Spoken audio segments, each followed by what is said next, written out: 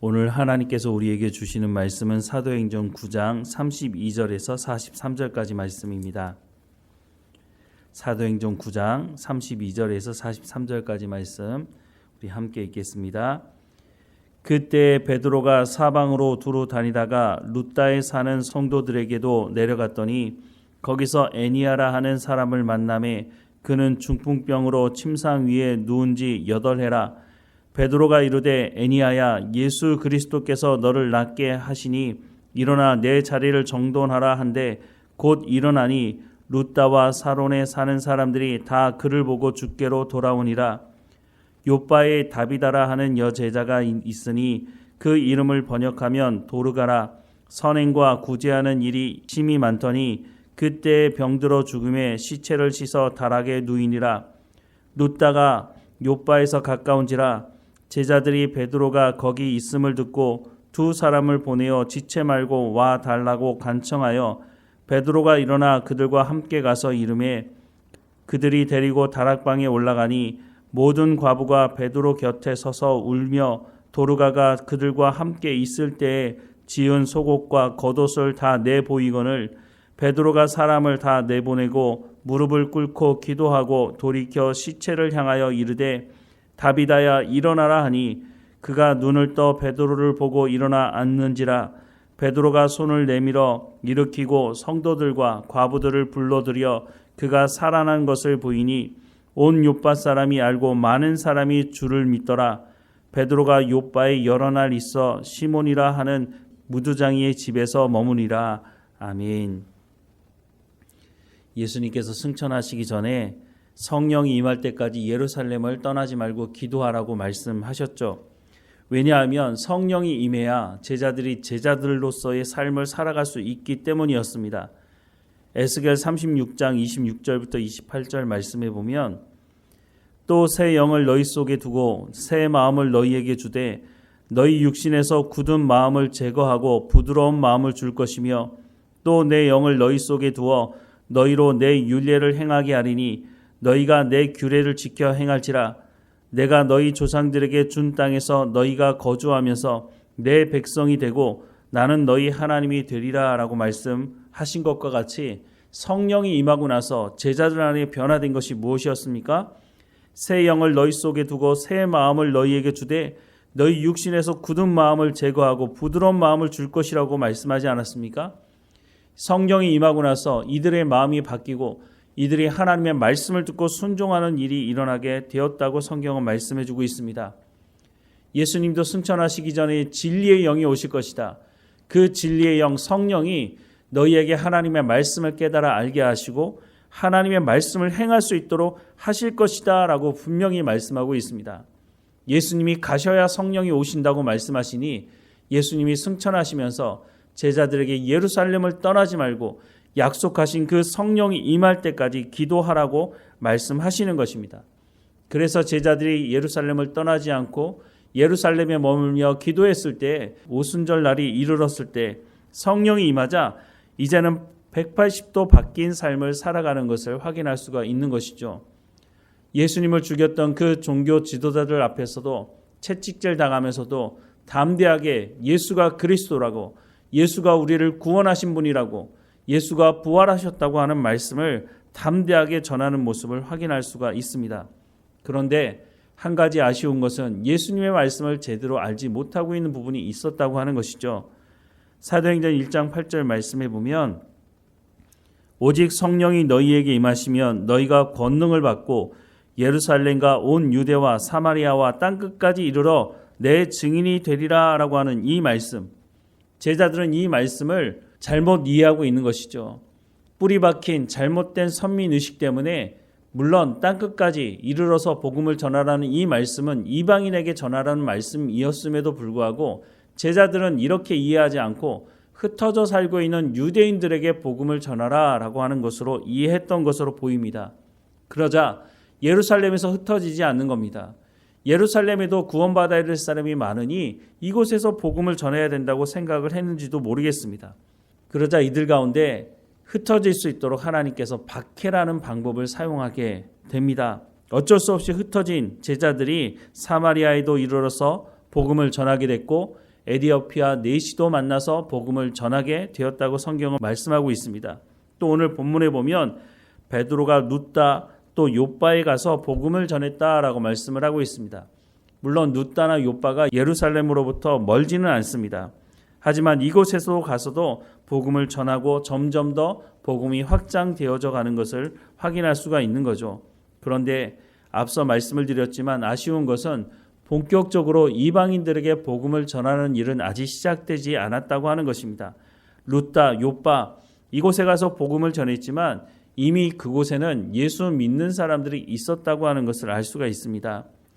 하지만 하나님께서는 아브라함을 부르실 때부터 이방인에 대한 구원의 계획을 가지고 계셨죠. 창세기 12장 3절 말씀에 보면 너를 축복하는 자에게는 내가 복을 내리고 너를 저주하는 자에게는 내가 저주하리니 땅의 모든 족속이 너로 말미암아 복을 얻을 것이니라 라고 말씀하신 이 약속의 말씀은 유대인들만 구원하시겠다는 것이 아니라 이스라엘 백성들을 통해서 모든 열방 가운데 이방인들 그 사람들에게도 복음이 전해질 수 있도록 하시겠다고 하는 약속의 말씀이었다고 하는 것입니다. 그런데 제자들마저도 이 약속의 말씀을 자기 식대로만 생각하고 이해하고 있었다고 하는 것입니다. 그래서 이방인들에게 나가 복음을 전하는 것을 꺼리고 있는 것이죠. 그런데 한 가지 주목할 것은 예루살렘에서 복음을 전하기 시작했는데 제자들이 점점 더 다른 지역으로 흩어져서 복음을 전하고 있다고 하는 것입니다. 32절 말씀에 보면 그때 베드로가 사방으로 두루 다니다가 룻다에 사는 성도들에게도 내려갔다라고 말씀을 하고 있습니다.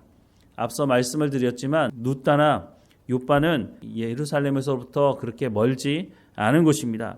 그런데 그곳에 가보니까 예수 믿는 사람들이 이미 있었고 그들 가운데 복음을 확실하게 전하는 모습을 보게 됩니다.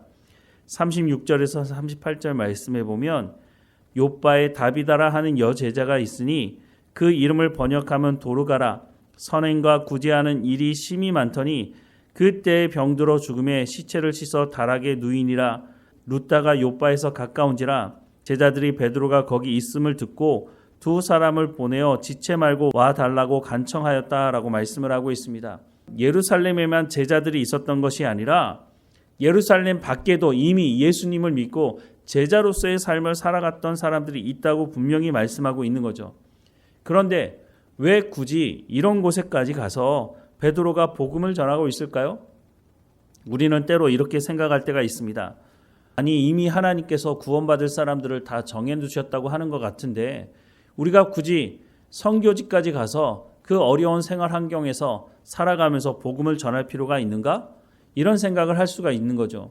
또 우리가 살아가는 삶의 현장에서도 우리 주변에 누가 구원을 받을 것인지 안 받을 것인지 하나님께서 정해 두셨다면 우리가 굳이 그 사람들에게 가서 복음을 전할 필요가 있나?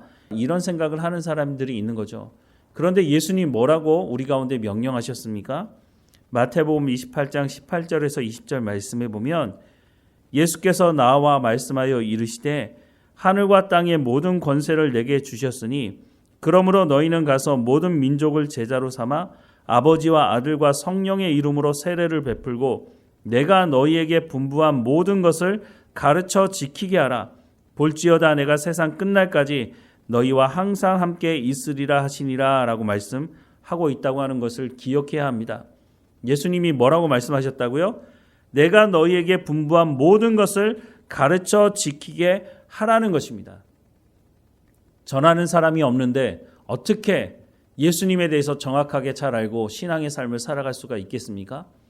하나님의 말씀을 가서 가르치라는 것입니다. 우리는 전도한다고 하면 그 사람이 예수님을 영접하게 되면 모든 사역을 다 했다고 생각하지만 그것이 아니라고 하는 것입니다. 물론 예수님이 누구이신지를 전하면서 그 사람들이 예수님을 영접하게 하는 것 중요합니다. 하지만 더 나아가서 그 사람들이 그 땅에서 스스로 하나님 앞에 나아가며 하나님의 말씀에 순종하는 삶을 살아갈 수 있도록 그들에게 하나님의 말씀을 제대로 가르치지 않는다면 그것은 복음을 다 전했다고 말할 수 없다고 하는 것입니다. 이미 룻다나 욥바에 예수 믿는 사람들이 있는데 그들에게 베드로가 갈 필요가 뭐가 있습니까? 베드로가 갈 필요가 없는 거죠. 이미 예수 믿고 있는데. 그런데 베드로가 간 이유가 뭡니까? 그들에게 하나님의 말씀을 가르치기 위해서 예수님께서 말씀하시는 대로 내가 너희에게 분부한 모든 것을 가르쳐 지키게 하기 위해서, 그래서 베드로가 가서 복음을 전하고 있는 것입니다. 앞서 말씀을 드렸지만 아직은 이방인들에게 본격적으로 복음이 전해지지 않는 부분에 있어서는 아쉽지만, 하지만 예루살렘에만 머물고 있던 이 사람들이 흩어져서 이제는 주변의 온 유대와 사마리아에까지 가서 복음을 담대하게 온전하게 전하고 있는 것을 확인할 수가 있는 것이죠.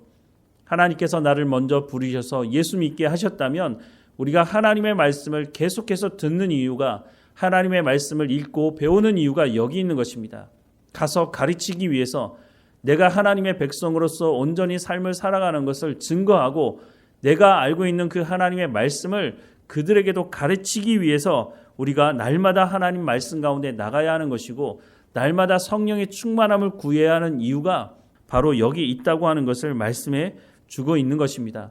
누가 구원받을지, 누가 구원의 대상자가 아닌지 우리가 어떻게 합니까? 우리가 알지 못한다고 해서 아무에게도 복음을 전하지 않는다면 그들이 누구에게 하나님의 말씀을 듣고 온전히 하나님의 백성으로 살아갈 수가 있겠습니까? 그러니 우리 가운데 복음을 증거할 때 예수 믿으라고 우리가 증거할 뿐만 아니라 하나님의 말씀을 그들에게 가르쳐야 한다는 것도 분명히 우리가 기억하고 우리가 준비되어져 있어야 하고 가서 복음을 전하는 삶을 살아가야 한다고 하는 것입니다. 그렇지 않으면 어떤 일이 일어나느냐 하면 광야에 나온 이스라엘 백성들이 금송아지 우상을 만들어 놓고 그것이 우리를 인도할 신이라고 말하는 일이 벌어질 수가 있다고 하는 것입니다.